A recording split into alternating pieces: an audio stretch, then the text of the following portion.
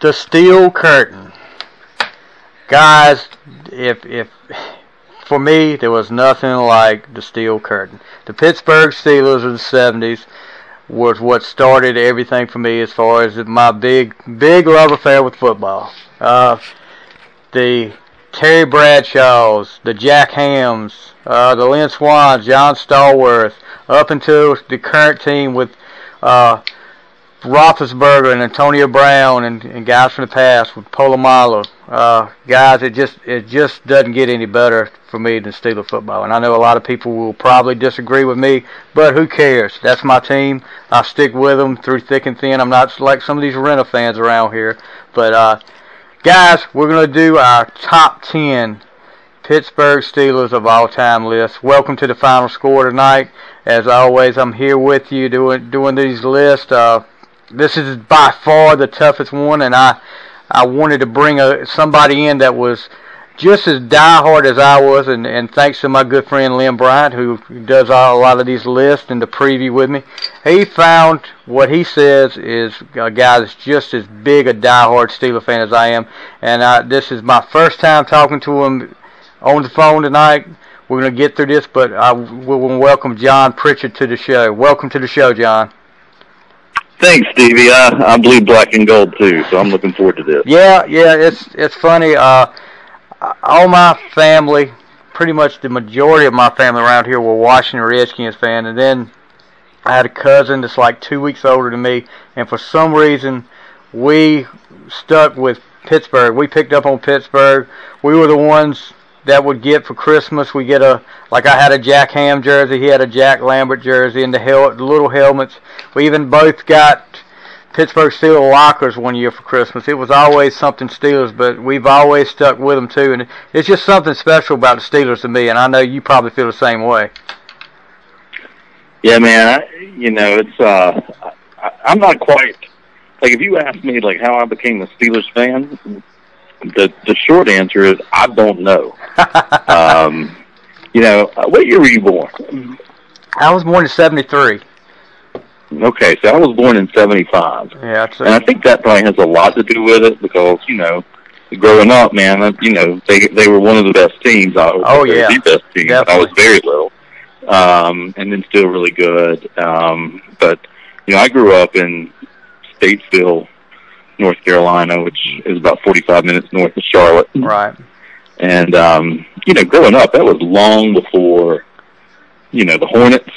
Even I think the Hornets came when I was yeah, I think like the Hornets. I was in like junior high when they came. Right. And so people sometimes ask me, it just didn't make any sense to me to pick a local team because there wasn't one.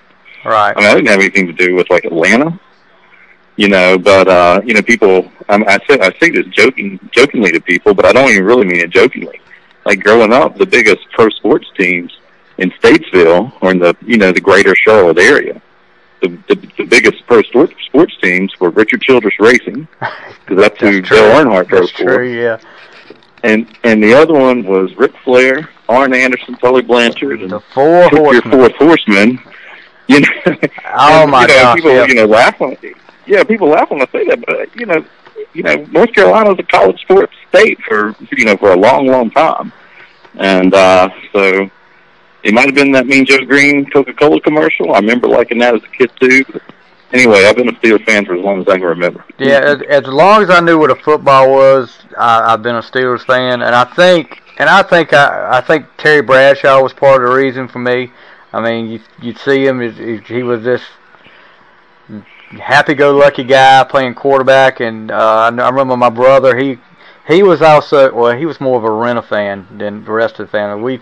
It was either Redskins or Steelers, but he went from team to team, and actually now he lives in Pennsylvania and is a Steelers fan. So he's finally.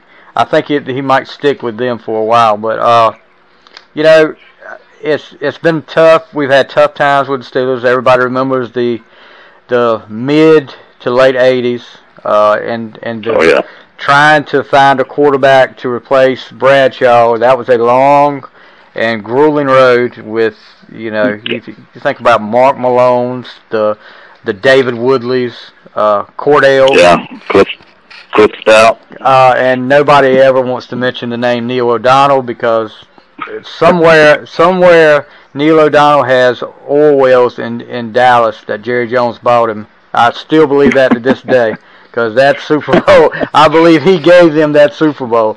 But that was so bad. Yeah, that was really, and to be on the verge of like, yeah, we're gonna come back, we're gonna beat the Cowboys, and then to see that happen, it was like, oh my gosh, are you kidding me? And then it happened twice to the same guy, unbelievable. Yeah, but and we'll it's a low moment. Yeah. Some big news coming out of Pittsburgh today too. Two longtime Steelers get contract extensions or new contracts. Chris Boswell gets an extension, well deserved. I hope it doesn't go to his head though, like with some kickers, and he starts shanking them left and right. Which he has been a really consistent kicker for us. He's won a lot of games for us. I can remember the wild Cincinnati Bengals playoff game. Good Lord, I think I don't know how many field goals he kicked that day, but I know he saved us that day. Yeah, kicking in Heinz Field, I don't necessarily understand it. I don't know if it's the wind coming off the rivers or whatever, but that one takes a special kicker to be able to do it. Yeah, that one end. And then you had Vince Williams, linebacker, gets a 4-year, a new 4-year deal. I'm kind of on the fence about Williams. He's never really struck me as your typical Pittsburgh quarterback, but not quarterback, but linebacker. But he gets the job done. And last year you could really tell though, with Shazier goes down, you could really tell who the leader of that defense was, and that was Shazier. We really missed him last year, and it showed on defense. I think we definitely beat Jacksonville in the playoffs if Shazier's there. I mean there's no doubt in my mind that. But to lose somebody like that really hurt that defense. And hopefully we can find somebody to kind of take his place. I don't think you'll find one to totally take Shazier's place in the role he had. But as fast as he was, one of the fastest linebackers I've ever seen. Yeah, I don't think I appreciated him until he was gone, and that was a scary moment. Yeah, but, definitely. But I'm worried about next year or this year. I guess we're only a few weeks away. Because I'm happy for Vince Williams. Don't get me wrong. Right. I even read an article a few days ago that said, Steelers might have to play some of their quarter defense where they roll out there with 7 DBs. Right. Just because our linebackers are. I don't think they're fast enough to keep up in the passing game, and that's kind of what Jacksonville did to us. And I just don't have the confidence in our defense that I've had in years past. I don't feel good about them, right? And it's preseason, but giving up 51 points in a preseason game doesn't make me feel any better either. So, but let's get right into this list. We'll talk, like we said, the Steelers. That's our team. Started in 1933, and people can say what they want to, but no other team has 6 Super Bowl wins, and Cowboys I think are second with 5, but Cowboys have been to 15 Super Bowls now. I don't know how many Super Bowls they've been to, but we've lost 2 Super Bowls. We've won 6 out of 8, and like I said, that's right. Neil O'Donnell gave Dallas that one, so we'll put an asterisk beside that. But that works for me. I'm Dallas. A lot of respect for the Steelers with the Rooney family has been involved. Everybody, and I like Heinz Field, but there was nothing to me like hearing the charge or the little song play at Three Rivers on Sundays watching a playoff game and hearing the crowd get into it. There was nothing like it for me listen to it at Three Rivers though. Yeah, absolutely. It was I know it was one of those kind of cookie cutter 70s stadiums or whatever, but man, was it was a special place. And I'm not going to sing the Here We Go song, but it's a great franchise. I think the Patriots are now, they've been to 8 as well. I think they're 5-3 after losing to the Eagles, and I think the 49ers are 5 out of 6. Yeah, everybody's still looking up at the Steelers. Everybody's still looking up at us. So, I think we'll both agree, and I'll officially ask you this: as far as coaches goes, you've had some good coaches. Do you think since let's see, Chuck Noll, he came in 1969. So you've had 3 coaches in the last 50 years. But in my opinion, and I think a lot of people's opinion, the coach for the Steelers, the greatest coach of all time for the Steelers, was Chuck Noll. 4 Super Bowl wins, did it twice, 2 years in a row, and never, all the guys he had on that team, he drafted or picked up in free, or signed. It wasn't free agency back then, so he had all those guys. He brought all those guys in just like he wanted, and he really turned around a bad organization with Pittsburgh before he got there. Right. I mean, historically bad. I mean, the greatness of the Steelers we like to think about, but it only really goes back to the 70s because they were one of the worst franchises up until that point. But one of the things and we may talk about later, I don't know. One of the things I kind of rebel against in football is the idea that even quarterbacks, you have to win a Super Bowl to be great or whatever. I mean, there's 22 people on the field at any time, but got to kind of move it back on that a little bit when you're talking about the coach. And Chuck Noll won 4 in 6 years, like you said, with his guys. That's I mean, I like Bill Cowher, and most of the time I like Mike Tomlin, but I really don't think it's close. It's got to be Chuck Noll. No, it's got to be Chuck Noll. Cowher just couldn't get over the hump. He got to the big games, and up until Super Bowl was it 40? It was 40 and beating the Seahawks. Yeah, he couldn't get over the hump, and did a great job stepping in. I mean, you think about it, the shoes he filled when he stepped in for Chuck Noll. And to finish, Cowher's career record with Pittsburgh, he finished 149, 90, and 1 in the regular season, and then if you counted the playoffs, he was 161, 99, and 1. I mean, that's not bad at all, but you stepped in for Chuck Noll.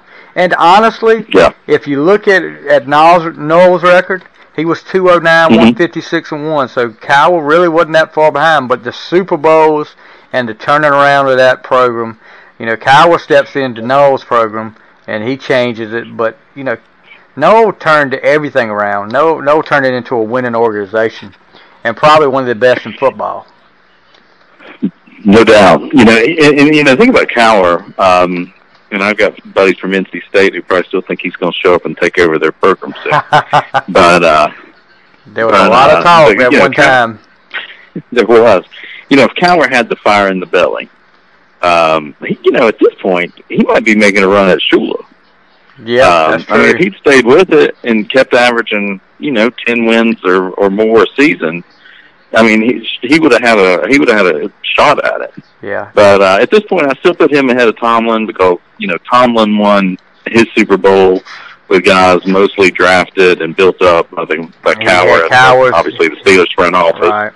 Right. But if Tomlin gets another one, I'm willing to revisit it. And Tomlin's record is 111 and 63, including the playoffs. So he's not far behind Cowher. He's 50 games behind, and he's 36 less games lost. So he's not a bad guy, a bad coach. But I think his decision making is questionable at times, including the playoff loss to the Jaguars. A lot of people had a lot of questions about that. So let's get right into the top 10 list.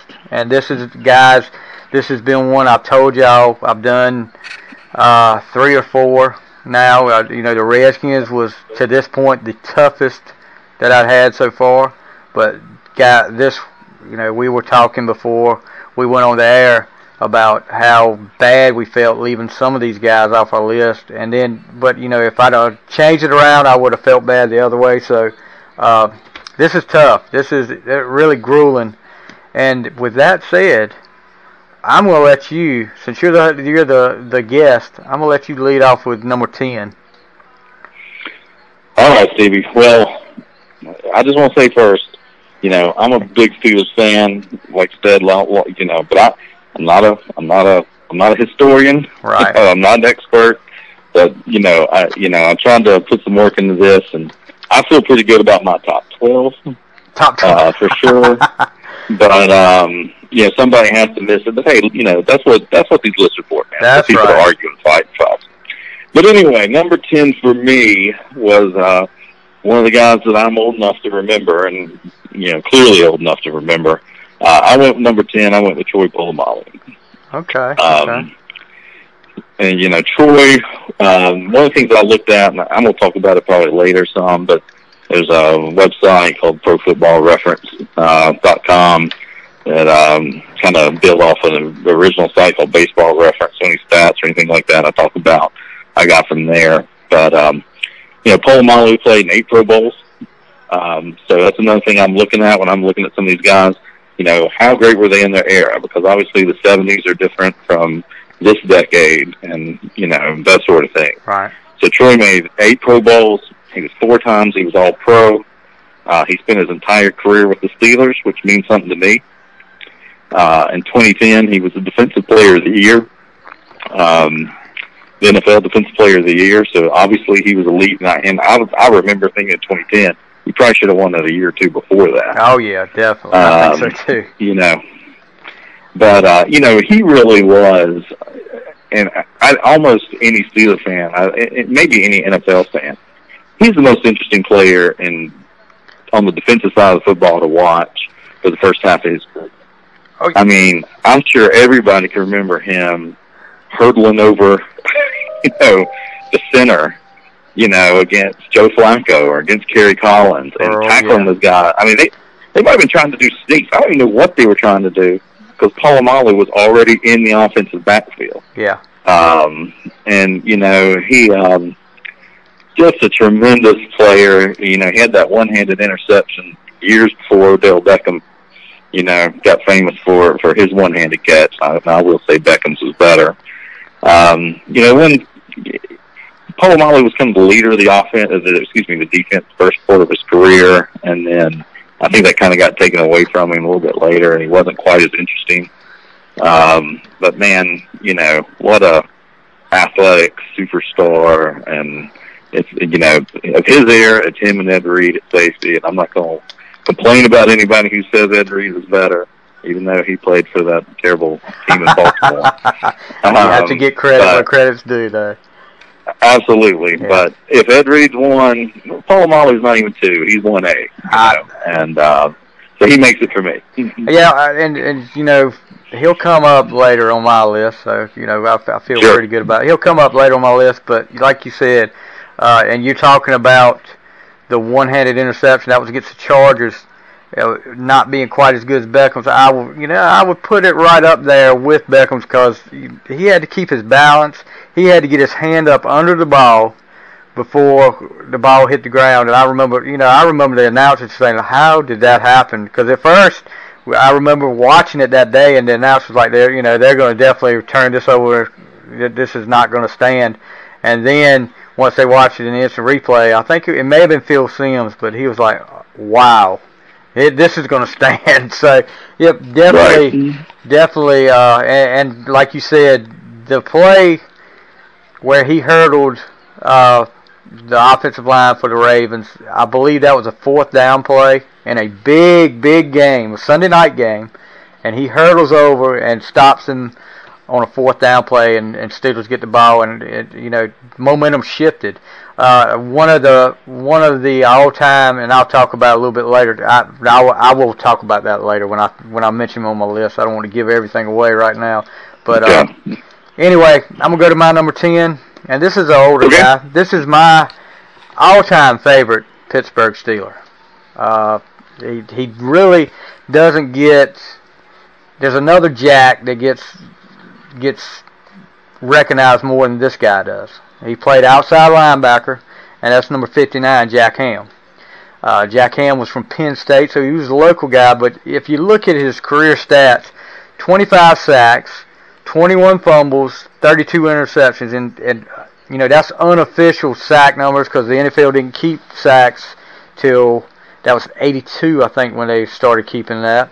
And he just had great instincts. He was a member of all 4 of the Super Bowl teams from the '70s. The injuries kind of slowed him down at the end. He has 53 takeaways. Now this is what, between the fumbles and the interception, he's got the most takeaways in NFL history by somebody that's not a defensive back. So he had really good instincts, and I think he was, like I said, everybody talked about Jack Lambert, and with good reason. But this guy was just on the outside, and when he was in the game, you knew that outside was taken care of. Jack Ham always took care of it. He was 8-time Pro Bowl, 6-time first-team All-Pro, NFL Defensive Player of the Year in 1975, 75th anniversary all-time team of the NFL, just all-decade team from the 70s. Probably should have been higher on my list, but, I didn't want to be so biased with him being my favorite Steeler. He was inducted in the Hall of Fame in 1988, and like I said, this guy was one of the big contributors to that defense, that big-time defense of the 70s. But number 10 for me is Jack Ham. That's awesome, man. When I started making my list, I don't know how you did yours, but I came up with 17 names off the top of my head. I come up with 25. I've still got 25 up here on my list right here. Well, I did some research, and I bumped mine up to 20 that I thought, I kind of wanted to consider, and then I started cutting them down. And one of the first people I cut was Jack Ham. Yeah. Then I started going through, and I was like, well, I need to make sure I don't sound like an idiot. I need to start studying all these guys. Well, it's all about. He's just a little before my time. And it's all about who you think. And I mean, we go by stats and stuff, but it's all about what you feel too. Stats are good, but it's all about what you feel is in your top 10 list. I mean, we're not going to agree on all of. That's just like me and Lynn. I was surprised when we did ours. The number 10 for the Redskins, we both had, and I thought I would shock him when I did it, and he thought the same thing. We both picked Mark Mosley as number 10. And, I mean, a kicker. Well, yeah. But that was just one of those things. But the rest of our list was kind of, we had them different order, but it was kind of the same, and it may be a lot that we have here. Well, I will. I won't talk more about Jack Ham, but actually, that is a great segue to my number 9. Okay, go ahead. Yes, because I listened to y'all's show, and I had a lot of fun. I felt like I learned a lot. But the one thing that made me mad was I was like, I can't believe those guys got a kicker at number 10, and neither one of them's got a hog on the whole list. Oh yeah, I did have a hog on there. Oh, you did? I did. I had Joe Jacoby up there. I made sure I had. Oh, okay. Yeah, I had Joe Jacoby. I would not leave the hogs out. Okay. Well, as a spoiler, then, my number 9. Another thing I looked at was like, how do these guys not only rank as Steelers, but how do they rank compared to everybody else? Right. In the league. And so my number 9 could be, like, if you had him number 1 on your list, I'd be fine with it. Because Mike Webster is not just, a great Steeler or, somebody people remember. He's constantly going to be one of the top offensive players, one of the top centers of all time. Yeah. And Mike Webster won the 9 Pro Bowls, 5 All-Pro.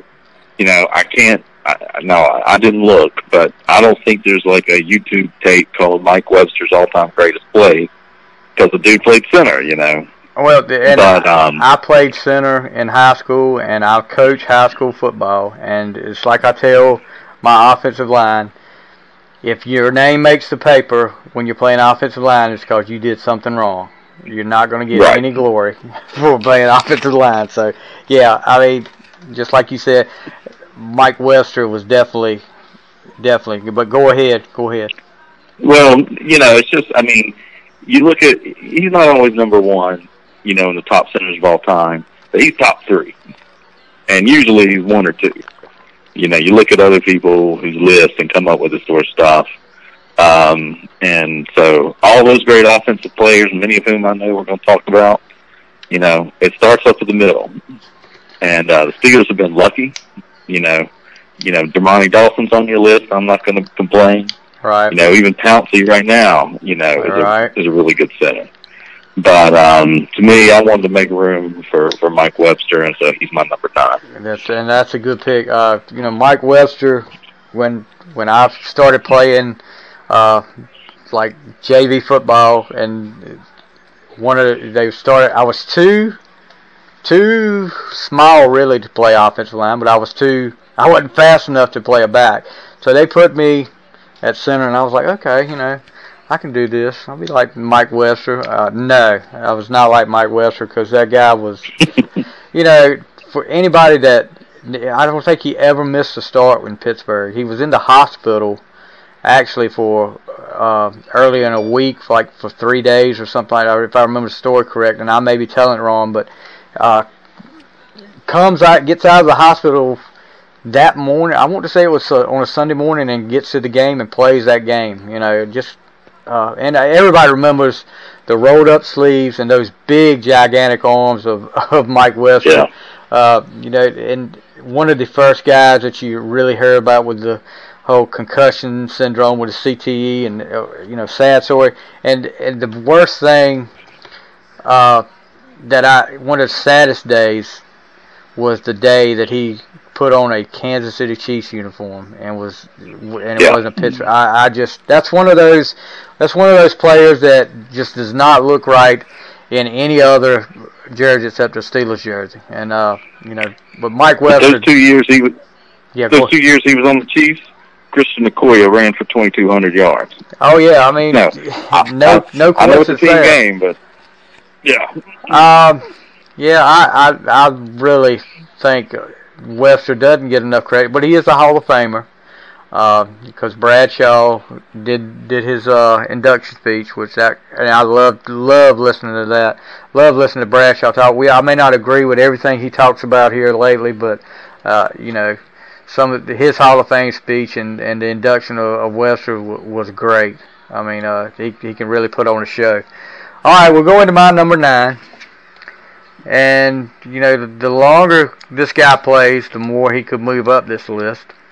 But for right now, I've got him at number 9. And that's wide receiver Antonio Brown. 6-time Pro Bowler, 4-time first-team All-Pro. He's led the league in receiving yards twice, reception leaders twice. He's constantly getting over 100 receptions each year. And you look at where he came from. I mean, we picked him in the 6th round with the 195th pick.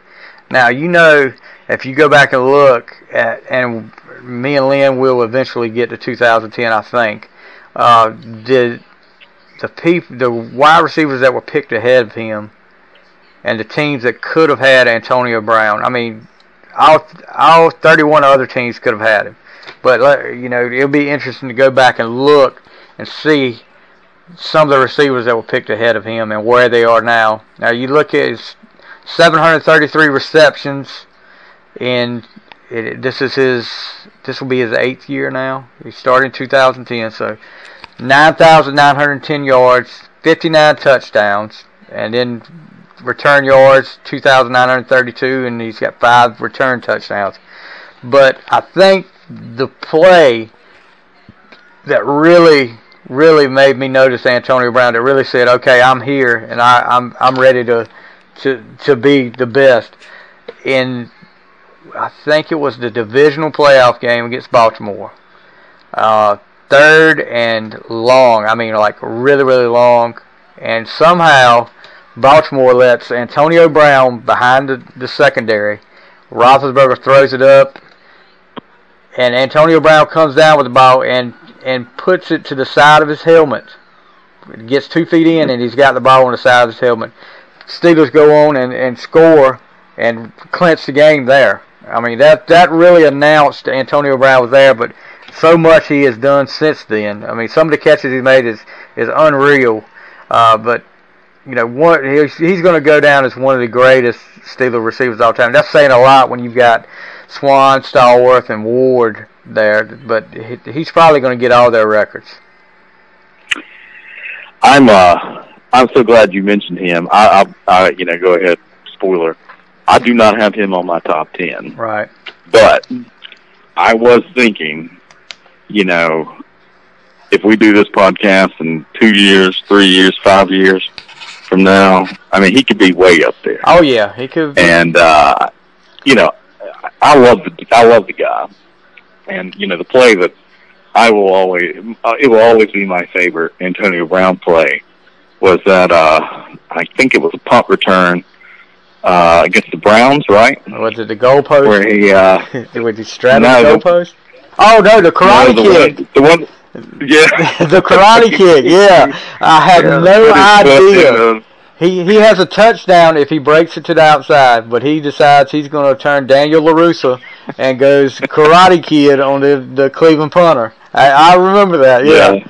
Yeah, that. Oh my gosh, that was the funniest. And if there's one thing that, you know, symbolizes, one play that symbolizes the Steelers-Browns, you know, rivalry, it's that play. I would love to hear what his thinking was when that happened. But, you know, I mean, he just jumped up there and karate kicked the guy. No doubt about it. Yeah. But, you know, we talk, some of the guys I'm going to have ahead of him. You know, it's kind of like what I was talking about with Mike Webster. You know, Mike Webster is one of the best centers of all time. Oh, yeah. You know, Antonio Brown is the best receiver in the league right now. Right. And has been for a few years. You know, people made that big deal, and I'm not trying to diminish it, but you know, where Steve Largent had, you know, for a while he had that record of, you know, 180 games or whatever with a catch in every game, and somebody passed him. I don't remember who passed him over, but I can't remember who it was off the top of my head. Yeah, but Antonio Brown, for 35 games, which is more than 2 seasons, his streak was 5 catches at 50 yards a game. Yeah. You know, it's not just, you know, he called a 6-yard out and had another 13-yard, and that was, you know, because that's going to happen someday against Baltimore or, you know, some of these other good defenses we play, right? Right. It never happened. He went 35 games with that. He's an amazing talent. I'm glad he's on your list. You know, I love AB. Mm-hmm. Okay, well, let's get to your, we're on number 8 now. Yeah. Number 8 for me is another one of, you know, quote, my Steelers, as opposed to the 70s guys that I, you know, don't know quite as well. But for me, number 8, I came up with the bust. You know, Jerome Bettis, who was in the Hall of Fame. He played in 6 Pro Bowls. He's 7th all-time in yards at this point. And I don't know if he's the best trade the Steelers ever made. But he's up there. Not, yeah. Yeah, I mean, you know, he was really good with the Rams. He had over 3,000 yards in 3 seasons with the Rams, and with the Steelers, he had 10,571 yards in 10 seasons. So that's average. You know, I'm no math wizard, but he's averaging 1,000 yards per season for his career as a Pittsburgh Steeler. You know, he never really seemed like, I got to be honest, he never really seemed like the best back in the league. You know, for those other guys, you know, with Damian Tomlinson or whatever. But, you know, he still was he was first team All-Pro twice. And, you know, if you're like me, man, I don't know how many times. You know, if it was 3rd and 1, Bettis would get us 14 inches, you know. Yeah, he got the job done. He just, you give it to him, and if he failed the first time, give it to him again. He'll get it on 4th down. Yeah. And, you know, I bet 20 times over his career, I remember he'd make a little move east-west, and Chris Collinsworth, somebody would say, that's not Jerome Bettis' game, he's north-south, blah, blah, blah. But yeah, a lot of times he for a big dude, he had a little bit of nifty feet. Yeah. And sometimes he'd make something happen, but even better, he'd put his head down. And, you know, not too many guys would run right at, you know, Ray Lewis, but the bus never backed down from that. Yeah. anyway, he's my number 8. Well, I'm going to go right with you. We're going to agree. This is the first one we agree on. My number 8 was Jerome Bettis. So, I think, and I watched him at Notre Dame, because Notre Dame was on every Saturday on NBC. So you watched that, and that was when Lou Holtz was there. So they were in their prime right then with Lou Holtz. Remember seeing that? I mean, I was like, that big guy can run. I mean, that's a fast, big guy right there. And I remember watching him in the Sugar Bowl his senior year against Florida. He put on a show there, but kind of disappointed when he got drafted by the Rams. And he had a good first year with the Rams. Kind of got in the doghouse after. I want to say, who was the guy that was the coach there his first year? He coached Seattle for a long time, and I can't remember his name, but he left, and Rich Brooks came in, and they didn't see eye to eye on how the offense would run, and the best thing in the world that could have happened to Pittsburgh. Bam Morris, we're looking for a running back because Bam Morris is arrested for drug possession or intent to sell. So we're looking for a running back. And when I saw, watching the draft, when I saw that they had traded and got Bettis, it was like a little kid at Christmas. I was like, we're going to be fine. And, the rest is history after that. I mean, there's so many big plays that Bettis had, but I think if, one play that scared the living crap out of me, though, playoffs against Indianapolis, all he's got to do is carry the ball. Just carry the ball. When that ball popped up in the air, that was, oh my gosh, I felt so bad for him. I thought they were going to lose that, but fortunately, Vanderjagt shanks it, and we move on. But I think one of the key plays was from that same year. Big game against the Chicago Bears. They've got to win all their games remaining to make the playoffs. And right there at the goal line, he takes the guy that's just been inducted in the Hall of Fame, Brian Urlacher. The bus meets him head on in the hole, and he just rolls over Urlacher. Urlacher even said that if there was one guy he could get another shot at, it would be Bettis, because he was embarrassed by that play right there. But the bus, I can remember, I think it was one game against, at the start of the year, maybe it was 2003, against the Raiders. He had 3 carries for 3 yards and 3 touchdowns. And that just showed you right there what the bus was all about. But definitely, well-deserved Hall of Famer. You've talked about all his awards he got, his All-Pro and Offensive Rookie of the Year 93, Comeback Player of the Year 96, Walter Payton Man of the Year 2001. At the time when he left, I think he was third or fourth in all-time rushing yards when he retired. So, he was up there at the time. But number 8 for both of us is Jerome Bettis. So we'll move on to your go ahead. Well, I just wanted to chime in on a couple things there about Bettis. That play you were talking about against Indianapolis, that could have been a Bill Buckner moment. Definitely.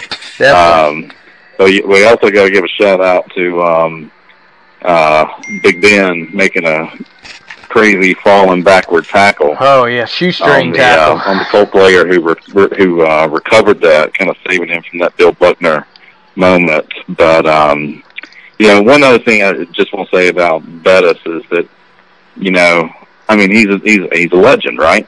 But Steelers put other running backs there, and there was never, there wasn't any kind of issue, like he welcomed away when Willie Parker took over the lead there. Yeah. Bettis could have made a fuss, but he didn't. He accepted it. He kept doing his role, and other guys get hurt, and Bettis would just be, all right, I'm the starter. I'm the full-time starter, every down guy again, and let's get after it. Even before that, here's a name from the past that a lot of Steelers fans won't remember. Amos Arroway.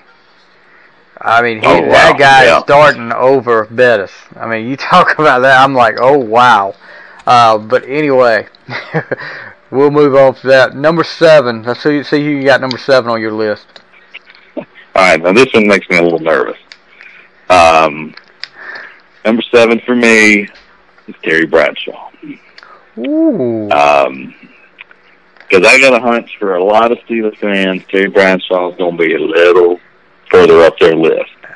But so I'm not going to talk a whole lot about him. Because I got a hunch we're going to be talking about him some more. Yeah, we are definitely.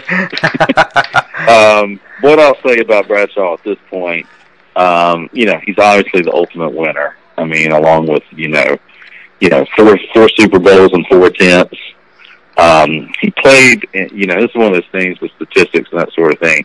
He just played in a different era where quarterbacks were not as prolific as they are now. But you can also see, again, looking at his stats, his regular season completion percentage was 51.9% for his career. Right. But in the playoffs, he jumped that up all the way to 57.2, which still is not a lot compared to, in modern rules, modern passing. Yeah. But he's playing the best teams in the playoffs, and they made that improvement.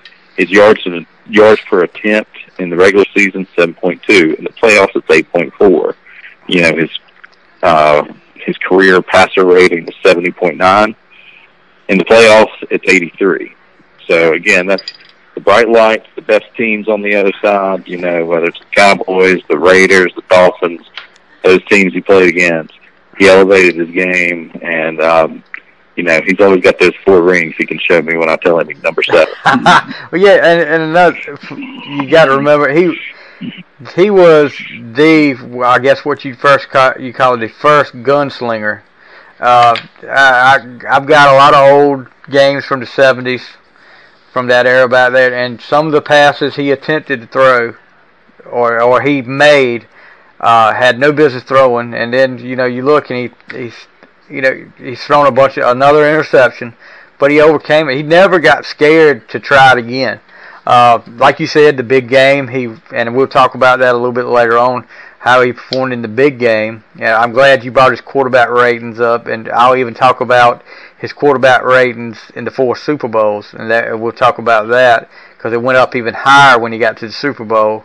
But had a flair for the dramatic. He would admittedly so say, I wasn't hurt a lot of times as bad as I was made out to be. But Bradshaw was a tough guy. He would take some shots. I know one of the touchdown passes in the Super Bowl against the Cowboys, I think it was the first one, he didn't even see it. He was knocked out after that. I think that was one of the places he was actually knocked out in. But we'll talk more about Bradshaw. We'll definitely talk more about Bradshaw later on. I thought we might. Yeah. So my number 7 is a guy. He doesn't get talked about a lot as defensive backs, but he was one of the most feared defensive backs of the game when, in the 70s. A lot of people don't know him just because they don't know about that era a whole lot, but my number 7 is Mel Blount. Very nice. We get him in round 3 in 1970. He was, of course, with all 4 Super Bowl champions. He was a 5-time Pro Bowler, NFL Defensive Player of the Year in 75, led the league in interceptions that year, 75th anniversary all-time team in the NFL, 57 interceptions, 2 touchdowns, and how many defensive backs do you know that had a rule made just because of them? Midway through his career, pass coverage rules were changed and made he couldn't really bump and run like he was. And Mel Blount was a big dude, 6'3", 205. He was a big defensive back, and he would harass these receivers and overpower them. I mean, he could really overpower them, but receivers finally complained enough that they had a Mel Blount rule issued, and Blount, it kind of set him back a little bit, but not that much. And it also the Steelers' opponents didn't realize they would actually help the Steelers because it helped Swan and Starworth. I mean, they went on to have the best years of their career after the Mel Blount rule was issued. So, but yeah, everybody talks about Polamalu. They talk about Lambert. They talk about some of these guys on defense, but Mel Blount, Mean Joe on the defense, the steel curtain.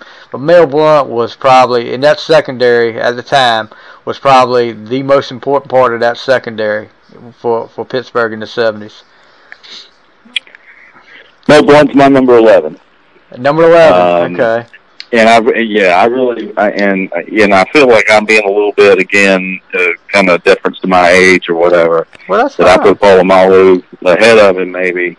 Like you said, when they have to change the rules, and because of you, and they named the rule change, yeah, the Mel Blount rule, it's kind of like the Larry Bird thing in basketball. When something like that happens, that says you're pretty doggone good. And yeah, I mean, he's an absolute legend, and maybe he should have made my list, but I'm glad he made it on yours. You know what? It's going to be. We're going to sit here and like with Mike Webster. I'll go ahead and tell you, Mike Webster was like my number 11. So right. I'm glad he got on your list. But and you think about these guys, that we've mentioned so far. Polamalu will definitely be a Hall of Famer. Jack Ham's right. Hall of Famer. Webster's Hall of Famer. Brown should be. Bettis is. Bradshaw is, Blunt is, so you can't go wrong really when you talk about all of these guys going to be Hall of Famers that we mentioned so far. Blunt went in '89, so I think most of these guys on the list will be Hall of Famers. So let's go to your number 6. All right. So when I made my list originally, the guy I had at number 6. I decided I need to bump him up.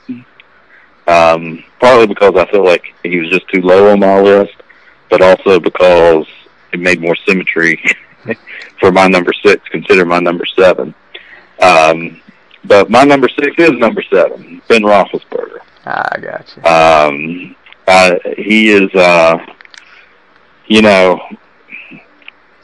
Ben is absolutely, I love the guy. And, we can talk about some of the things from his past if we have to or if we need to. But as a football player, I'm not saying he's better than Tom Brady. I'm not saying he was better than Peyton Manning, Drew Brees, or Aaron Rodgers. But I wouldn't trade any of those guys for him either. I would say he is a perfect Pittsburgh Steelers quarterback. Yeah. And just comparing him to Bradshaw, since I do have him ahead of Bradshaw. Yeah. Just a few stats, and again, it's just a change in eras. I certainly understand that. But, Bradshaw had 3 Pro Bowls, Ben's been in 6. Bradshaw had 2,025 completions. Ben's got him doubled up with 4,164. In quarterback rating, again, I know that's changed over the years and they're just higher now. But Bradshaw had 6 seasons in the top 10. Roethlisberger's had 9. Bradshaw had 2 years he was in the top 10 in completed passes per game. Roethlisberger's had 7. We already talked about the 51.9% completion percentage. Ben's at 64.1, and he's 11th all time. Now, in fairness to Bradshaw only had 2 seasons where he was in the top 10 in interceptions, and Ben's had 6. Yeah. But even then, Bradshaw, he's only 2 touchdowns ahead of 1-to-1. 212 touchdowns to 210 interceptions in his career, whereas Big Ben, is 329 to 174. And, that we could talk a bunch about Roethlisberger plays. I think the one I'll remember is that throw to Santonio Holmes in the Super Bowl. Oh, definitely. Which couldn't have been any more perfect. But that would be my favorite. But you know how I said earlier, Polamalu was the most interesting defensive player of the year. Or most interesting defensive player to watch for so many seasons. The same was true of Big Ben. Yeah. On the offensive side, the way he would shove people off, and people hit him hard, and they just fall down, and he'd run around and turn and stumble. Sometimes he'd take a sack he shouldn't have, and also sometimes he'd make magic out of it. And we're lucky to have him, and I hope he, as far as I'm concerned, he can play as long as he wants. Yeah, definitely.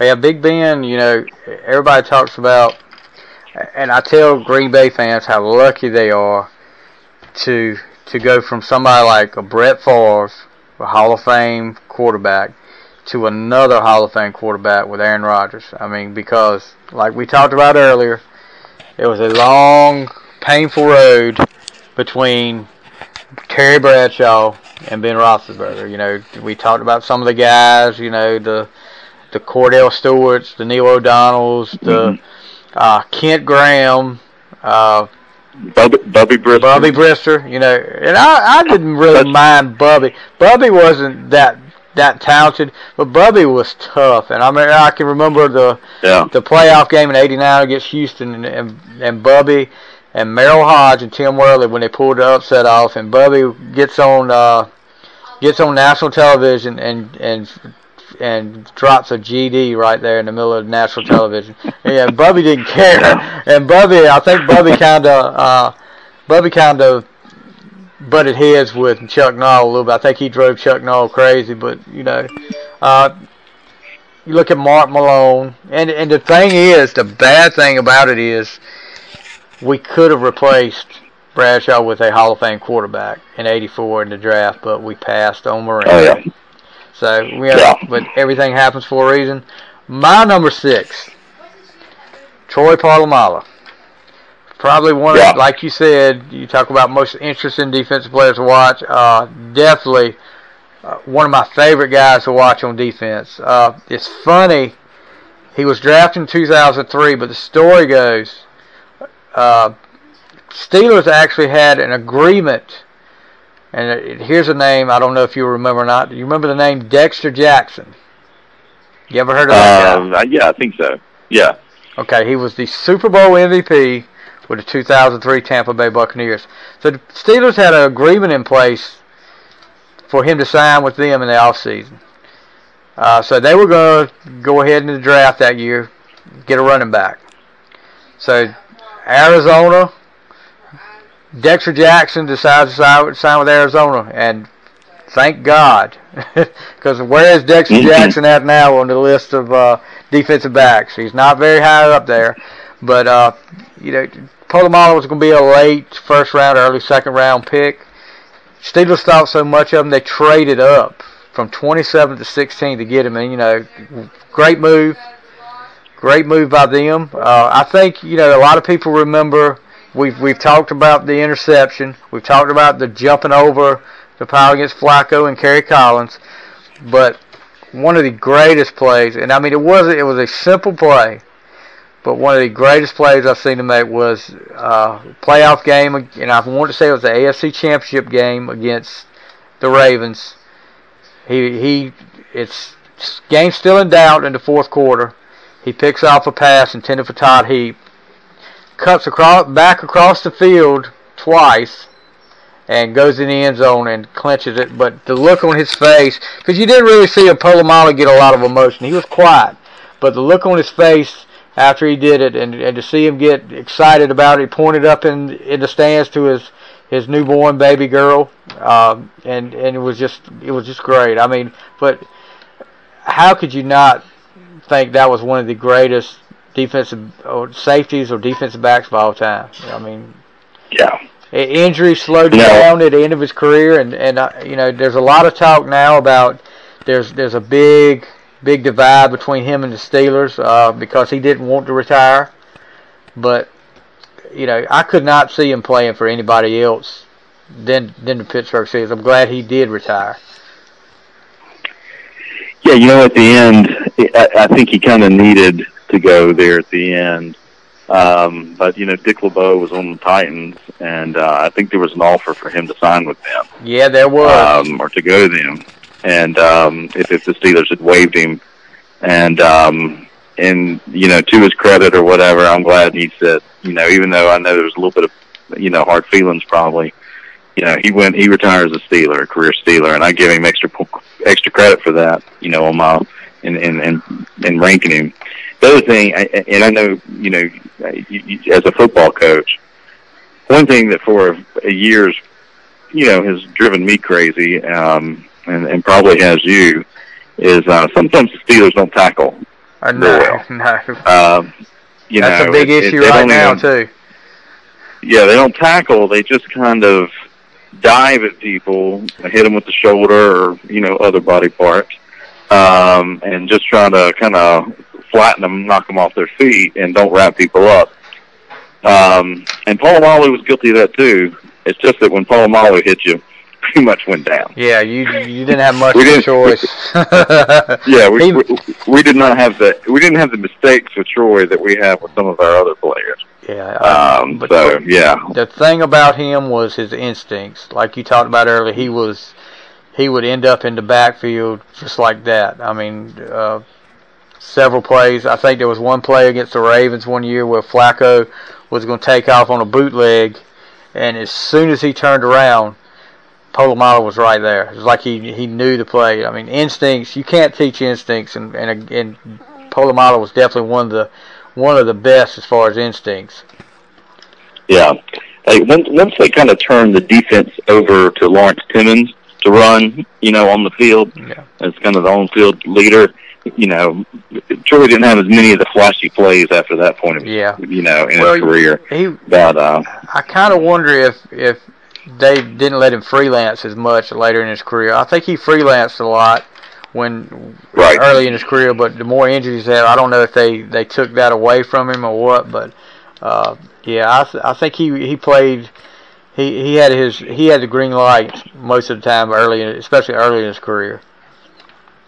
All right, number 5. Let's go to your number 5. All right. Well, I told you I moved my original guy up because I didn't like how low he was. And then I got into this point and I moved him up again. So someone had to fall back, and that was Jack Ham. So you didn't have to worry about being a homer for your guy. You could have moved him way up. Right. And you've already talked a lot about him. I mean, when you according to what I read, he's got those 53 takeaways you talked about, the fumble recoveries and the 32 interceptions. Right.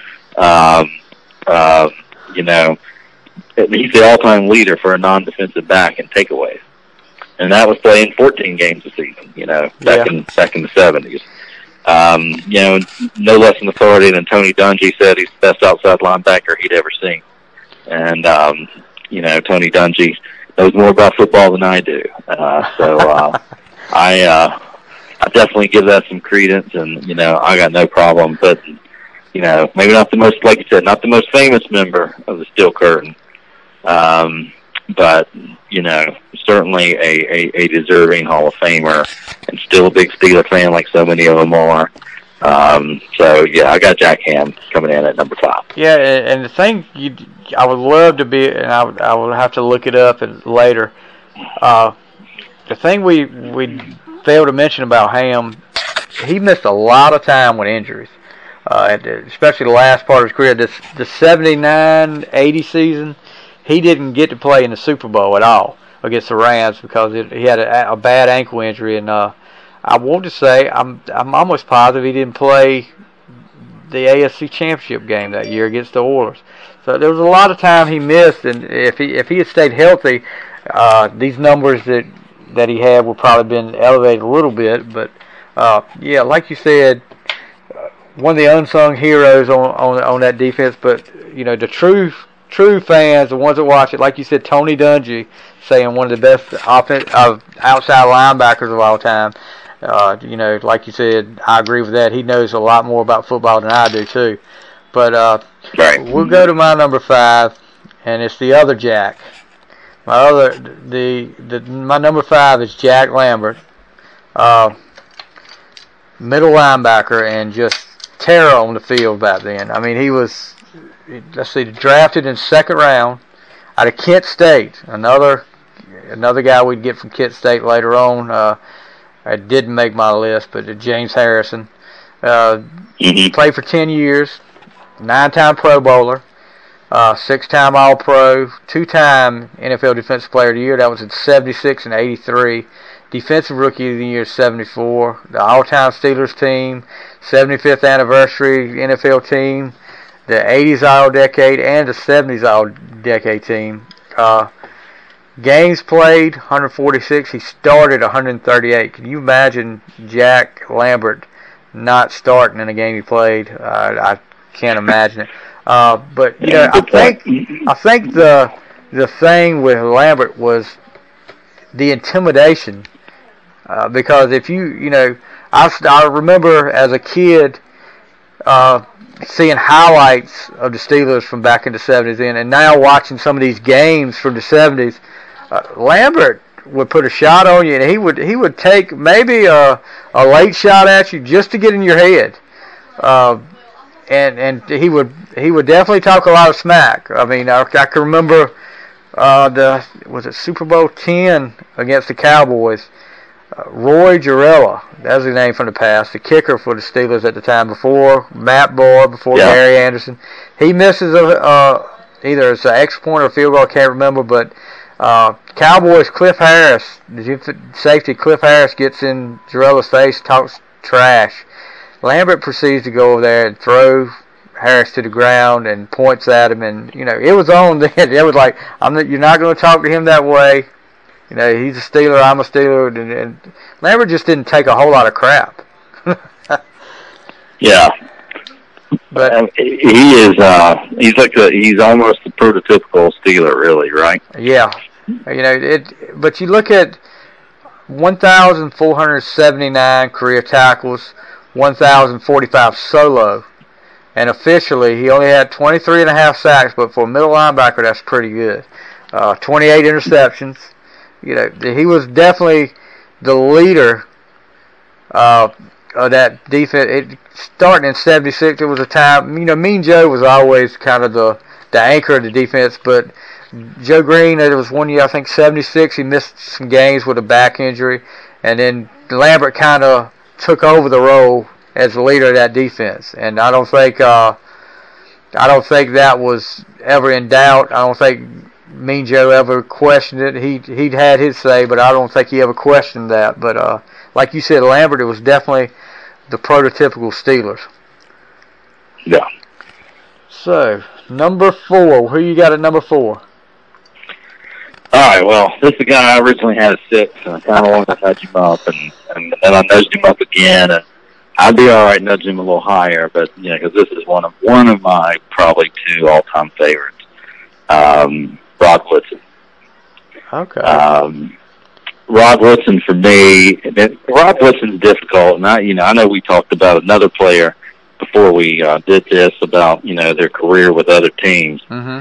But and Rod Woodson is a little difficult because, you know, he played so many seasons with other teams, including, unfortunately, the Baltimore Ravens. Yeah. But I honestly think Rod, you know, if he had this entire career, he could be number 1. You know, he was a Pro Bowler at 3 different positions. He was a cornerback, as a safety, and as a kick returner. In my opinion, he's the number 2 cornerback of all time. I don't mind, you know, sorry to Lynn, you know, and Darryl Green, I suppose, but you know, I don't mind making Deion Sanders number 1. And Deion Sanders obviously was you know, in my opinion, he's the best, you know, pass shutdown corner that there ever was, and he's a little bit better than Rod. But at the same time, you know, there was no chance Deion Sanders was ever going to be converted to safety later in his career, if you know what I mean. Right. And that's because Rod Woodson brought the thunder when he was playing. He was a tremendous athlete, you know, ran track at Purdue, ended up with 71 and 17 seasons in the league. You know, the stats are just unbelievable. He scored 17 touchdowns in his career. You know, 12 interceptions he ran back. He had 1 fumble, 2 kickoff returns, 2 punt returns. He had 1,483 interception return yards. So you think about, I mean, over a career and running interceptions back, he had 1,400 plus yards. Second only to Ed Reed. He's first all-time in fumble recoveries. He's third all-time in interceptions. In 1994, he was named to the NFL's 75th anniversary team. Now, I know, I'm getting older. Unfortunately, I'm aware it's been 24 years since that team was named. But there were 5 active players named to that team at the time. So this is the company that Rod Woodson was keeping. Jerry Rice, Joe Montana, Reggie White, and Ronnie Lott. Yep. So, Rod Woodson was in 11 Pro Bowls. He was Defensive Player of the Year in 1993. He's first team, obviously, first time eligible. He went into the Hall of Fame. I love Rod Woodson, love watching him play. And, he comes in for me. Like I said, he started at 6 because of those 7 seasons with other teams. But, maybe I'm being a homer. I had to knock him up a couple spots. I could do with him at 4. There's nothing wrong with it. I can remember, was it the 95 or 96 year that he got hurt the first part of the year? The year we went and played Dallas for the Super Bowl. It was the Super Bowl. He got hurt in week 1. He got hurt week 1 and, managed to come back and play in that Super Bowl. And I can remember when we were making a little rally trying to come back. There was a play that he got in the game and broke up a pass intended for Michael Irvin, and Michael Irvin just kind of stood there with his head down, and Woodson pointed at his knee and said, "Everything is okay." And it was, it's just would have been amazing to see what we could have done that year if Woodson had stayed healthy all year.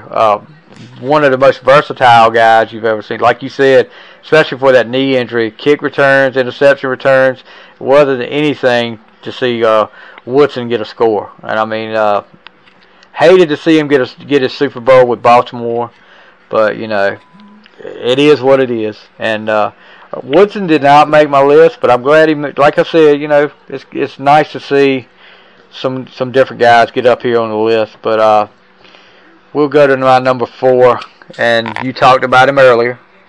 My number 4 is Ben Roethlisberger. Definitely has carried a lot of Pittsburgh, especially since Bettis retired. He and Ward, especially and when Ward left, he was definitely the leader in the locker room. Then he kind of grew up. He had his little spells and stuff that happened off the field, but he's matured a lot. Carried us to 3 Super Bowls, won 2. Didn't play the greatest in the first Super Bowl. Matter of fact, didn't play great at all. But managed the game and we won. But I really think and I was not upset at all about the Super Bowl win over the Cardinals, but I really think that Roethlisberger should have been MVP of that Super Bowl. No matter, Santonio Holmes, he takes over that last drive and goes out of the field, but Roethlisberger was the one that put the ball there for Holmes' catch. It was a great catch, but Roethlisberger put that ball there. He was 21 of 30 for 256 yards, that 1 touchdown and 1 interception, and passer rate of 93.2 in that Super Bowl. But that was one of the most disappointing things about that. And how much longer we'll have him, I don't know. He says he wants to play. It was kind of funny that talking about retirement last year, and then when we get rid of Haley, he automatically now says he wants to play 3 or 4 more years at least. So you do the math there. You don't have to be a rocket scientist to figure that one out. But you pretty much said everything about Ben. One of my favorite plays was what year it was. It was a Monday night game against Baltimore. He is scrambling, and I want to say defensive end for the Ravens. It was Trevor Price, and he is on Ben's back. I mean, he is like just clawing his back. Roethlisberger somehow finds the strength to get the pass away and hits Heath Miller in the end zone for a touchdown. I mean, stuff like that. Ben made a lot of stuff happen, and he still does. And like I said, he's right now he's the perfect Steelers quarterback. And I'm like you, I wouldn't trade him for Brady, Rodgers, or anybody. I don't know if they'd fit into the system as well as he had. I also do remember hearing that we had drafted him because I was hoping that we would somehow get Phillip Rivers. There was a lot of talk we were going to get Rivers, but when they said Ben Roethlisberger, I said, who in the heck is Ben Roethlisberger? Well, he didn't take long to let us know who he was. Everybody remembers his rookie year. How many games he won in a row? 13 in a row. Set the rookie record. Right. Lost to the Patriots in the playoffs, unfortunately, but the next year led them to the Super Bowl. So, the longer he plays, he may go up our list. Well, you're talking about who we drafted that year. I went to Carolina, and that's how I met Lynn. We were suite mates, and I know some of those other boys up there. You and I were in Billy Parker's wedding. Yeah. I roomed with Jim White later, but I remember going back to Chapel Hill for and I was younger and dumber then, and I didn't realize that Carolina football was always going to break their heart. And so I remember going back for a season home opener against the team I knew we were going to win, and it was raining and ugly that day, and we got smoked by Miami of Ohio. Miami Redhawks. I do remember that. I was like, how in the world? How do we lose to Keenan on our first game to Miami of Ohio? And then after the draft, you kind of realize, okay, that's how we lost. Oh yeah, that's how we lost. With a funny name. Yeah. So I know the world's changing, and I don't know what's going to happen going forward. As people look at Ben's career and that some of those earlier things off the field. Whatever happened, of course, we don't know. But I will say, more than any other quarterback I've seen, you can tell his offensive linemen love him. Oh yeah, he always makes it a point. If you watch him on the sidelines, he always makes it a point to go over there and say something to them after each drive. It looks like he thanks them when they score, when they score, and he will come down on them when they don't, when they play bad. So I think that's definitely a reason. Pouncey has said all along that when he retires, I retire. So, right. That should tell you something right there. All right, let's go to your number 3. I feel like we're getting to the point now where I can kind of guess your final 3, and I don't know. We'll see, man. You didn't have what's it on yours, but my number 3 is Franco Harris. All right. Franco, he only had one time he was on the All-Pro team, but he did have 9 Pro Bowls, all but his last season with the Steelers, and talk about guys not looking right, not looking right in that Seahawks uniform. No. He's right now he's 15th all time in rushing yards, but he retired in 3rd. And it really felt like he and Walter Payton were just kind of neck and neck going for Jim Brown's record, for all those years. And I think that's kind of the company he kept. He played 19 playoff games. He had 1,500 plus rushing yards, plus another 51 catches for another 500 yards. People talk about how Franco necessarily didn't like contact that much. But I remember late in his career, he had a season where he went for more than 1,000 yards, and his longest run was 17 yards. So if you're getting to 1,000 and you're not getting a few 40s and 50s along the way, you're grinding it out. Yeah, you are. And then, if we talk about a famous Franco Harris play, we're talking about probably the most famous play, definitely, of all time. The Immaculate Reception, the kind of kick-started the whole thing. I've always wished there was a really good camera angle. Like, whenever you watch that play, whenever they show it, there's the regular, broadcast view, east-west across your TV screen. And then you have the hit where the ball pops out. And then they switch. They always switch to that goal line camera looking straight at Franco. It's a really close view of him. Yeah, and frankly, you can't see whether the ball actually hit the ground or not. But I don't know. I think Franco has said some contradictory things about that over the years. Yeah, he has. But I always wish there was I wish they would just let that long angle play, and there must be a reason they don't. It's probably because maybe the cameraman just misses it in the the so-called traditional east-west kind of view on the TV screen. All right. But yeah, if we were ranking top 10 plays of all time, I mean that's got to be number one, right? Oh yeah, definitely. Immaculate Reception is when you say that, everybody knows. Oh yeah, I remember. I've seen it. You've seen it. I don't know how many times. And I don't think Franco. I'm just wondering if he'll ever shed light on, because he is real. No. I'm not going to really say did I catch it? Did they call it a catch? And he's kind of real vague about it. So I don't know if we'll ever hear his official story on it. But I know a lot of the Raiders are upset about it.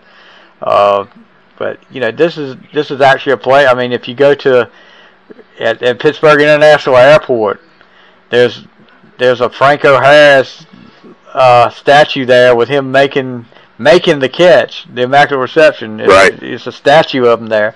So that's definitely got to be. I actually think the NFL Network did their top 10 list, and that was number one there. I mean, it had to be. But I'll go along with you there. That's another one we're going to agree on. I've got Franco Harris at number 3.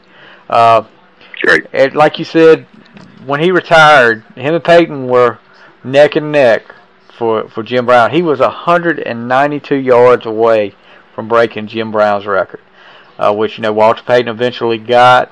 But the sad thing, like you said, when he goes to the Rooneys after the 83 season, asked for a pay raise, the Rooney family said no, thought he was on the way out of his career, which he was, and he threatened to hold out, so they released him.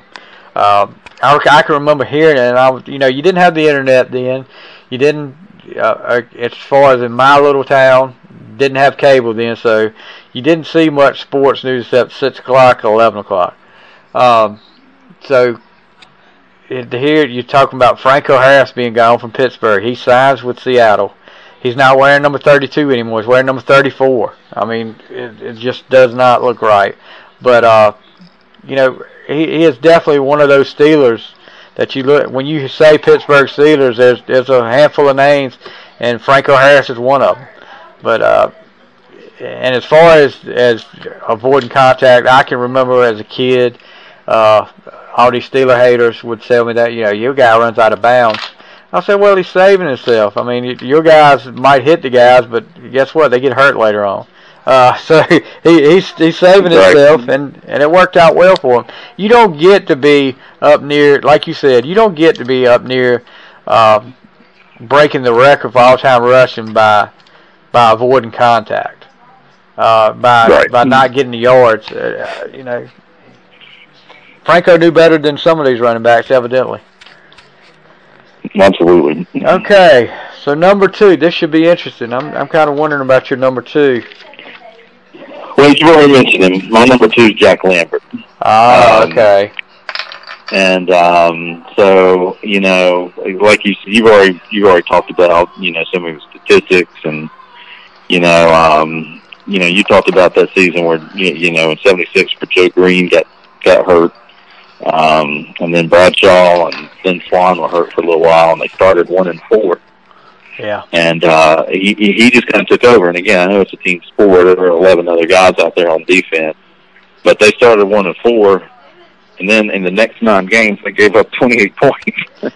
Now you think about it nowadays. Can you imagine a defense giving up 28 points in 9 games? Yeah. I mean that means you kick a field goal and a safety and you beat the other team. Yeah. Because it's math. That's 3 points a game they gave up. And of course they won the Super Bowl. They won all 9 of those games. Won the Super Bowl. So you said so much about Lambert, but one of the things I did when I was kind of looking into this, I just did kind of as I was reading about Lambert, I was seeing some of the things he said. So I just kind of did a search for. I did end up doing a search for Jack Lambert quotes, and I'm gonna just read you some of the things he said, and then I'm I married a Pittsburgh girl. Love my wife Kelly, and she, you know, I was always a Steelers fan, but it's just convenient that she's from outside there. But so I've been to Pittsburgh several times. I've seen that Franco Harris statue, and I've kind of got to know the people. And it's a working class, blue collar kind of town. And so, if you wonder why they might like Jack Lambert, he said, "I believe the game is designed to reward the ones who hit the hardest. If you can't take it, you shouldn't play." He also said, "I'm very aggressive and very physical. On the field, I guess I'm just plain mean." He said, "Quarterbacks should wear dresses." After one game, he said, "Give me a six-pack, a half-hour of rest, and let's go play them again. We can beat them." He said, "How lucky I was to have played for the Pittsburgh Steelers fans. A proud, hardworking people who loves their football and their players." And then during his Hall of Fame induction, and again, I mean, I get goose pimples just thinking about this. And if anyone wonders, why people in Pittsburgh love Jack Lambert, he said it in a Hall of Fame speech: "If I could start my life all over again, I would be a professional football player. And you damn well better believe I would be a Pittsburgh Steeler." I remember that. I mean, what can you say about that? I'm sorry to drop on a little profanity on your podcast. That's okay. But that's okay. He's the one who said it. But it's easy to see those teeth, the no teeth, and like you said, the snarling and the spit, and he's, what a player. Yeah, and there was always this one group, and I mean, I can see it on the highlight videos. I can see it on some of the games that I've got. You see a group that was set up there. They had a sign draped over Lambert's Lunatics, and you actually see him on one of the highlight videos. I think it's from the '79 season. He acknowledges them, and I'm sure there was several times he did. But just seeing that, Lambert was, like you said, the typical Pittsburgh Steeler, no doubt about it. I mean, I loved Lambert. I mean, I was always preferred Jack Hamill, but Lambert was the heart and soul of that Pittsburgh defense as far as the linebackers go. We'll go to my number 2, and you've already talked about him. They called him the Blonde Bomber, Terry Bradshaw. What he went through in Pittsburgh, coming in there as the number 1 overall pick in 1970 from Louisiana Tech, and going from this deep south to playing up there in Pittsburgh. Didn't start off great. Got benched a few times. You remember, Terry Hanratty played over him. Joe Gilliam played over him, but Chuck Noll, that up and down relationship with Chuck Noll, I think it worked out best for both of them, because Bradshaw eventually matured and really, led the Steelers to 4 Super Bowl wins in 6 years, 2 Super Bowl MVPs. And what you talked about earlier with his quarterback rating, I think you said it was somewhere in the 70s in regular season. It moves up to the 90s in the playoffs, but in the Super Bowls, his quarterback rating in the 4 Super Bowls was 112.7. Wow. So, he was the MVP in 78. Like you said, when he got to the big games, I can remember the Rams Super Bowl in 79-80. Those 2 passes he threw to Stallworth. That first pass for the touchdown that took the lead, you couldn't have put it any better position than what it was, because you look at the guy coming over the top, and he's got his hands up, and it goes right over his hands. It did get a lot of credit for being, he called his own plays a lot. Everybody remembers Hollywood Henderson, the linebacker for the Cowboys, told the week before the Super Bowl, one of the Super Bowls to play, he couldn't spell cat if you spotted him the C and the A. And, Bradshaw ended up winning the Most Valuable Player award in that Super Bowl, had 318 yards and 4 touchdowns. That was a then record, 318 yards and 4 touchdowns in the Super Bowl. So, later years, Bradshaw talking about Henderson said it's football, it's not rocket science. So, but got injured in his last game of his career with the Steelers was against the Jets. He threw 2 touchdowns, and I think his final pass, he felt a pop in his elbow, and that was it. And the rest was a long, like we said, a long and grueling road to find a replacement for him. But they haven't officially retired number 12, but it hasn't been reissued, and it won't be reissued. I wouldn't think, but there's only 2 jerseys retired. That's Ernie Staltner and who I think will be number 1 on both our lists. But number 12, obviously, I couldn't see another Steeler playing with number 12 or some of these other numbers, either 32, 58, 43. Like that guy that tried to get on the field at training camp wearing number 43. That was his biggest mistake right there. If he hadn't worn 43, he may have made it. But right. Terry Bradshaw is my number 2. Let's go. I think we're both going to agree with this. But I'll let you do number 1. Yeah, I mean, it's pretty clear at this point. Number 1 is Mean Joe Green, who, I think for the people that matter, the Rooney family is really, is Mr. Steeler, I suppose. Yeah. 10-time Pro Bowler, 4-time All-Pro. He was the Defensive Rookie of the Year, 2-time Defensive Player of the Year. So, we've had a lot of Steelers who won awards like that, but he's the only one who's won it twice. Something you mentioned earlier, I can't remember who it was in reference to, but he was the 1979, Man of the Year. Of course, later renamed the Walter Payton Man of the Year award winner. So even with that name Mean, I think it said something. The Steelers have been well represented by people on this list. Franco Harris won that, Lynn Swann won it, Jerome Bettis won it. Again, like you said, he's one of the only 2 Steelers to have his number retired. It took 2 men to block him. Yeah.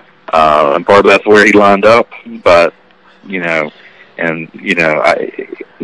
was part of that, if A, then B type thing. But,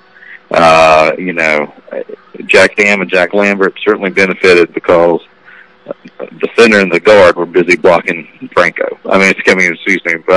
Blocking Joe Green. So that certainly took up room so they could make plays. I watched the jersey retirement ceremony. Like you said, there's only been 2. And to see all of those other Steeler greats, many of the players we've already mentioned, on the sideline wearing his jersey. Yep. And honor to him, and saying, even Franco Harris saying, he's fine with it, because Joe Green was the guy who represented all of them. And again, going back to my Mike Webster thing, if we talk about the best player, no one's going to say Terry Bradshaw or Ben Roethlisberger or Franco Harris or whatever is the best all time at their position. No reasonable fan's going to say that. But you can say it about Mike Webster, and you can say it about Joe Green as a defensive tackle. He was a pretty easy number 1 for me all along.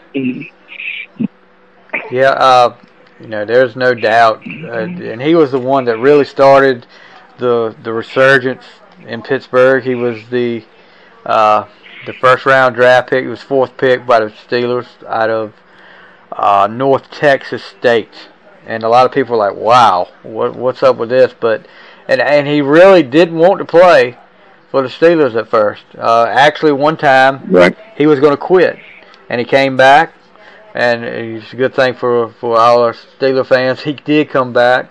You look at some of the plays with him, and if you look at the way he lined up, you talked about that, but he lined up in the gap between the center and the guard, and he lined up at like a sharp angle, and as big as he was, the quickness just surprises you when you watch it, and how quick he could get in the backfield. And like you said too, a lot of Lambert's success, a lot of those linebackers' success had to do with Mean Joe Green getting double teamed.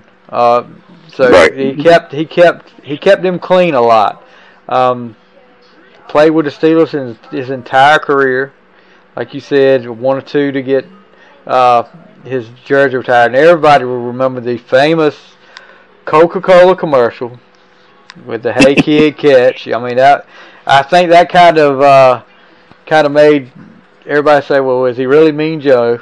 And But to look at some of the stuff, some of the highlights from early in his career when he got his name, oh my gosh! I think there was one story that Andy Russell was telling the linebacker, one of the linebackers for the Steelers back in '70, about he got so mad at the referees one night he took the ball and kicked it up in the stand.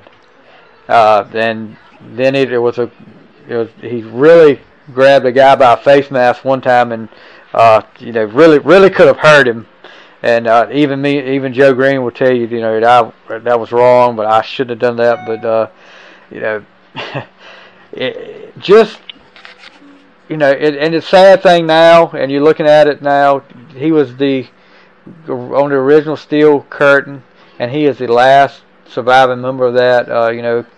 L.C. Greenwood, Ernie Holmes, Dwight White, they were the original Steel Curtain, and all three of those guys are gone, and Mean Joe's the only one left. But just if you ever get a chance to watch, if you want to see one of the most dominant defensive performances, to watch the first Super Bowl they won against the Vikings. Fran Tarkenton, one of the best scrambling quarterbacks around. He had nowhere to go. There was virtually no running game for the Vikings that night. And I mean, I've watched it several times, and every time I watch it, I'm just like, if that happened with a defense in the NFL today, it would never happen. I don't think it would happen today, but oh my gosh, they just dominated that game. Well, one of the things, when I watch those old videos, I know the guys today, it's a little bit different. Yeah. They wear the sleeves tucked up at his shoulder pads. Everybody's got a medium jersey on, to show off the muscles and that sort of stuff, and also to make it harder to grab hold of. Right. You look at Mean Joe Green. I mean, he looks like Batman with his cape. I mean, he's so big, and that black jersey stretches across those pads. It comes down like a rectangle, Yeah. And he's just throwing guys around. It's just, anytime you get a chance to go back and watch film of that guy, it's a pleasure to do. Yeah, and I mean, to watch, and I know there's a lot of people, Steeler haters out there, but that group from the '70s, especially the defense, and the offense really came along later on in the '70s, but that defense was really what got everything started. You won't find many, and I know I have a lot of critics on this, you won't find, in my opinion, in that period between 74 and 79, you won't find a better defense in the history of the NFL, in my opinion. And I know I'm a homer, and everybody will say that, but like you said, 28 points in 9 games. Is that what you said earlier? Yeah. Yeah. So, and yeah. I don't know how many shutouts they had. And one of the years they had one of their best defensive season was, I want to say it was 1978 or 76. I think so, and they did win it. And they didn't win the Super Bowl.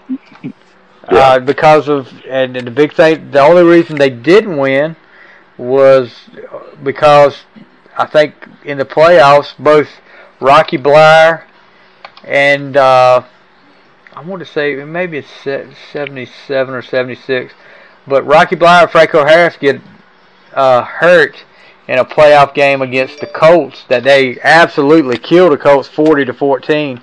But they're hurt. The next week they go to play the Raiders, and the Raiders win. Right. It was just if they stay healthy, there may have been 5 Super Bowls in the '70s. But that's 2020. Hindsight's 2020. But some of the guys, I know you said you had 17. And we're going to talk about some of the guys that didn't make our list. So I know you want to go down. I've got one of the guys. I've got Dermontti Dawson. You talked about him earlier with Mike Webster. Mike Webster was my number 11. I'm sure you got some other guys that didn't make it. Yeah, well, I mean, I told you Mel Blount was my number 11, and but one of the guys who didn't make either one of our lists. Lynn Swann. Yeah. Yeah. But look at him, and I started considering 4 wide receivers, and ended up I didn't have any of them. You had AB. Yeah. But I also considered Hines Ward, and I considered John Stallworth. And it's just one of those things where, I know the game's different back then, but it just seemed like on a numbers perspective, and also, truly being one of the best players at the position. I know Swan was very good, so was Stallworth, but probably not quite at the elite level of some of the other guys. If I was going to pick one between those 3, between Ward, Swan, and Stallworth, I'd probably go with Stallworth, just because, and Ward was a totally different player than those 2. Like you said, totally different era.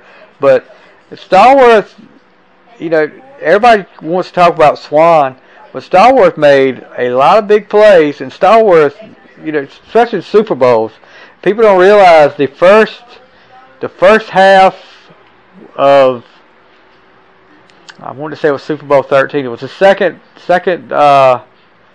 Super Bowl against the Cowboys. Stallworth was like on fire. He had, I forgot how many yards, had a couple of touchdown receptions, and gets hurt. So if he stays in for, even Swan said, I don't know if you saw the little NFL football life with Swan and Stallworth, but Lynn Swan said if he stays healthy, he wins the MVP, not Bradshaw. And they tell him what kind of numbers he would have put up in that. But he was just explosive. And that size he had, the lanky guy, you watch, I think it was a playoff game against the Dolphins in '79. He catches a slant across the middle. He's got 3 Dolphins around him, and he just shoves them off and ends up scoring a touchdown.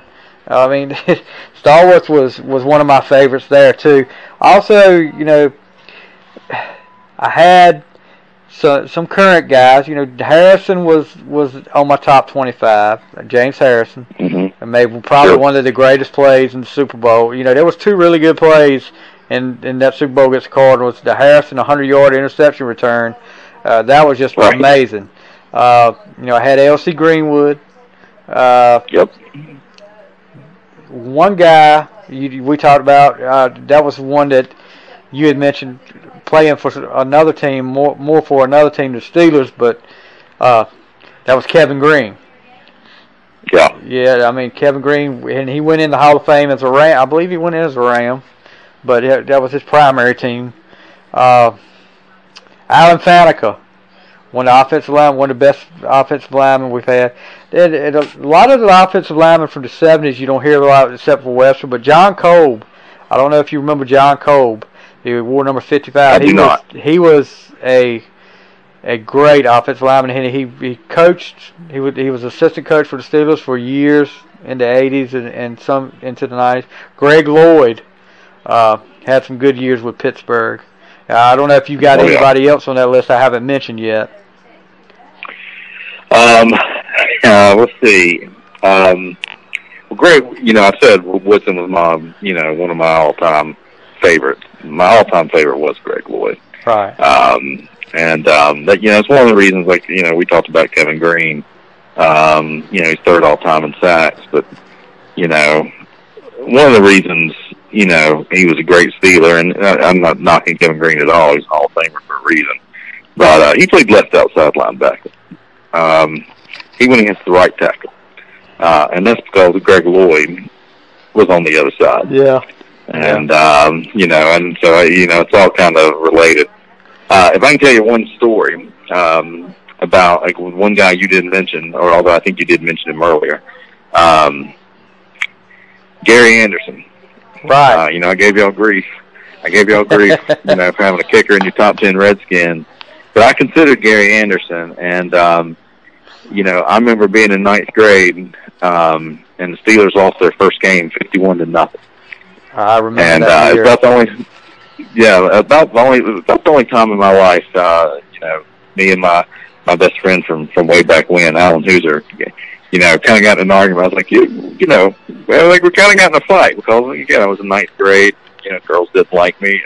That's what you did in 9th grade. You guess that's peak fandom. In week 2, we lost to the Bengals 41-10. Mm-hmm. And, we got in a fight, about the Steelers prospects, and I was just like, hold on. But, ended up 2-2, won those next 2 games, and, again, I'm ninth grade. I just don't have a lot going on. And I remember, like, the last 4 weeks of the season, my ritual when I was going to bed is I was going over, like, playoff scenarios. That's how I would fall asleep. I was thinking, like, what do we need to happen? In the last week, we needed 3 teams to lose, and we needed to win. But, it seemed like it was possible, and it happened. And we got into the playoffs, and we played the Houston Oilers, Jerry Glanville's team, in Houston, our conference, or our division foe. And it was New Year's Eve. I remember we just had, and my parents, again, I'm ninth grade. I don't have a lot going on. My parents asked me if I want to go to dinner with them, and I said, no, I'm going to stay home and watch the game. And, it gets down to the end of the game, and Gary Anderson trots out for a 50-yard field goal to win it. And, this season, again, it's my age and everything else. No Steelers season has ever meant more to me than this season. And I can't watch. I could not watch. So I just put my head down, and I hear the announcer saying that Gary Anderson hit that 50-yarder. And I start jumping up and down and dancing, and, and they replay it again. And, that's like the back then, NFL wasn't quite what it was, It's like, right. They're thinking, hey, we got to get to 60 minutes. We got to get to Morley Safer, we can't be sticking around at the game. So I missed it. I missed him when he kicked it live, and I missed the replay. And I lived out in the country. I didn't have ESPN. Yeah. And I had a bedtime and stuff. I've never seen that game. I've never seen that 50-yard field goal. And I know I could go on YouTube and watch it. Yeah. I've gone this long without watching it. I guess I'm not going to at this point. Oh, man. But, that needs to be the next thing you do is go on YouTube and watch that. Really, I'm going to make it my goal to make sure that I know that there's no way I can prove it, but you need to go watch that kid. That game, because that whole season, just like you said, start out the year getting outscored 92-10 in the first 2 games. Yeah. And everybody's calling for Chuck Noll's head. But then you end up going to the, upsetting the Oilers and just about getting the Broncos at Mile High Stadium. They just about beat them. Merrill Hodge put on one of the, the great performances in Steeler history that day, I think. He really played his butt off that day, and the Steelers played well above their head that day too, I think. But they almost pulled it off with Bubby Brister quarterback. Of course, you had Tim Worley, who didn't last long, and it could have been a decent running back, but I think he got in a little trouble too. You had Eric Green at tight end, and then when you look at and I think one of your other tight ends, it may have been that year, was a name that not from playing but coaching, Mike Malarkey, was one of our tight ends. But you look at our wide receivers, and it's like Derek Hill was one of our wide receivers. Right. What was his name? The Stone guy. He wore number 20. Dwight Stone. Dwight Hands of Stone. My friend he dropped a few. So, that was, and I can remember watching, and I remember exactly where I was when I watched Gary Anderson kick that field goal. Like you said, it was New Year's Eve, and I don't know if you know this guy. He went to Chapel Hill. He went about the same time. Chris Lassiter. I've heard a lot about that. He was. That was one of my best friends at the time. He had chicken pox. And I already had it, so his parents were going out, so I went over there to his house and we watched it, and that's where I watched Bubby Brister drop that drop that profanity bomb right there on live TV.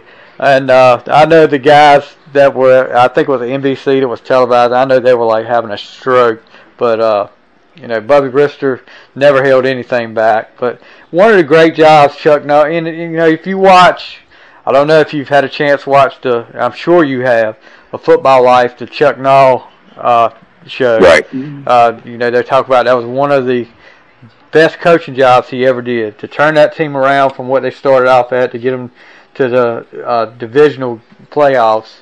and almost beat the Broncos, who went on to play in the Super Bowl that year, was just amazing.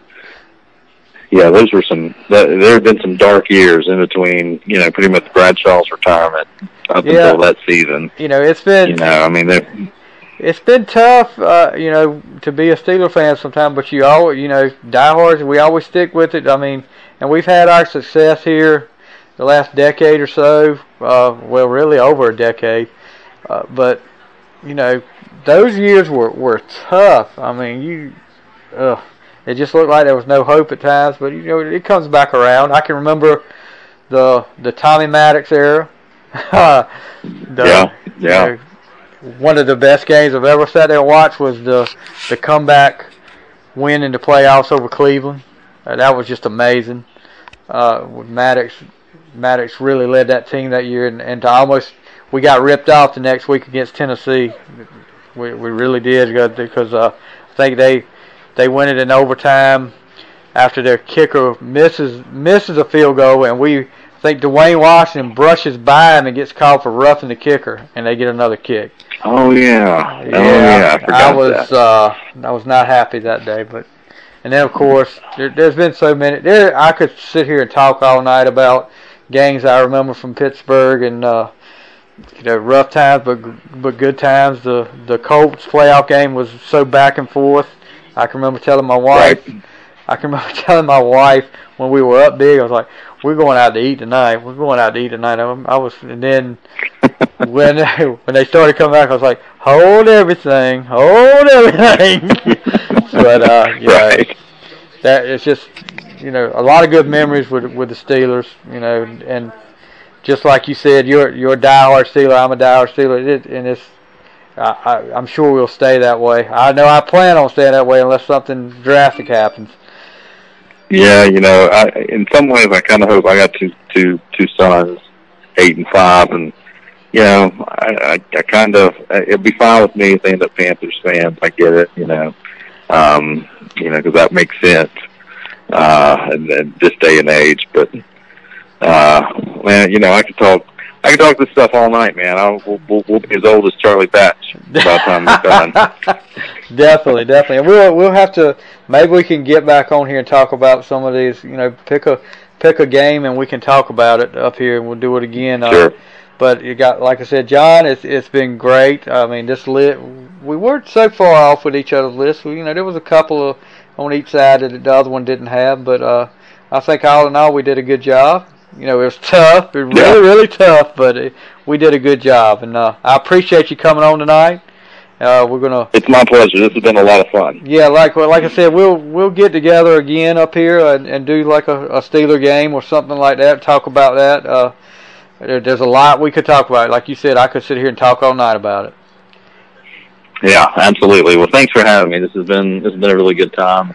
It's a cool thing, man. I appreciate the spirit you got in doing something like this, this entrepreneurial kind of spirit, and this is really cool. I appreciate it. All right, well, I appreciate you coming on, guys. You have a good night, and we'll see you next time on the Final Score, guys.